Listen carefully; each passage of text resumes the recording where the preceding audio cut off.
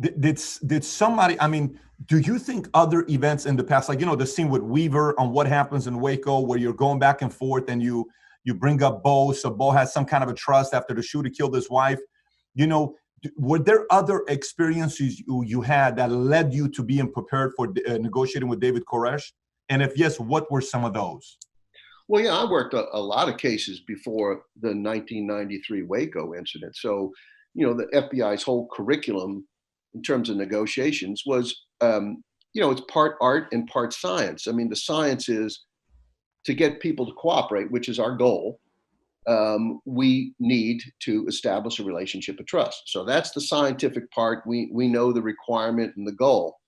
The other part is a bit of art. How do you do that? How do you project your sincerity and honesty and genuine? People like to work with people that they like and respect. So, I mean, you get what you give. So, those are sort of the parameters. So when we dealt with the David Koresh, we knew we'd responded to an incident that resulted in a terrible shootout between the ATF, a different agency, and the Branch Davidians that Koresh led. And we knew that there were dead people, there was wounded people, there was great emotion, there was a great bit of anger and frustration, one side versus the other.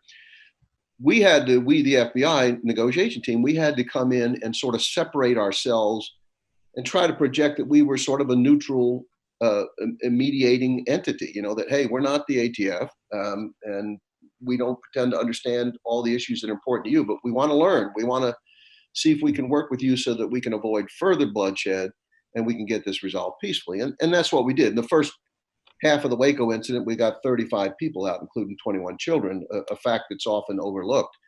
And I'm very proud of that. It's unfortunate that things digressed, after I left the scene. But yeah, that's kind of our goal. So yeah, I think we were well prepared to deal with a David Koresh, but we had other internal disagreements in the FBI that I'm sure we'll talk about in this interview, and certainly discussed in my book.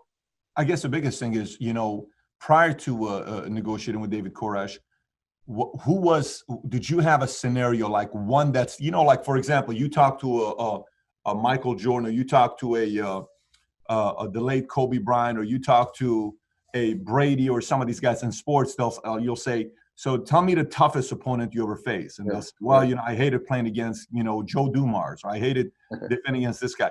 Who was the toughest person you faced off pre-David Koresh that you were both, excited with the results that you got, or one where you said, I wish I wouldn't have taken that approach in a negotiation? Were there any on both sides that you remember?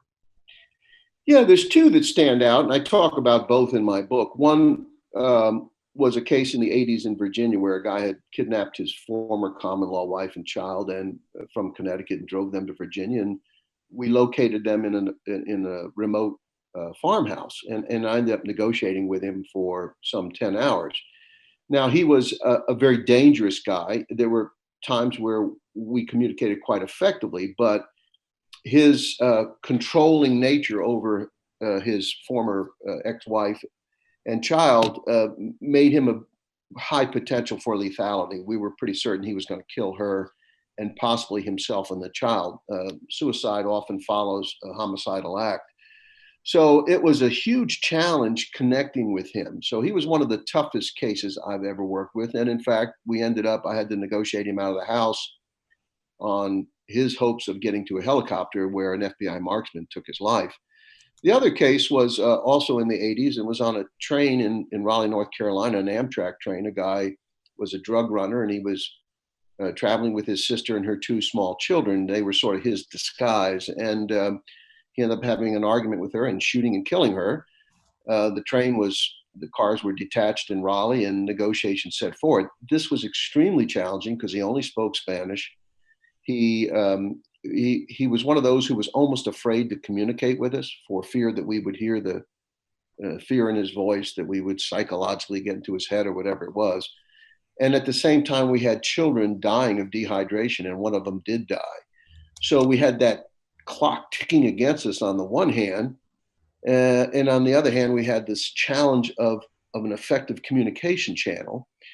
It ultimately worked out that he did surrender. We saved one of the two children, but it was an extremely difficult case. He subsequently died in prison. But those two stand out, I think, in the area you talked about, Patrick, as being extraordinarily challenging ones that I dealt with, well prior to Waco.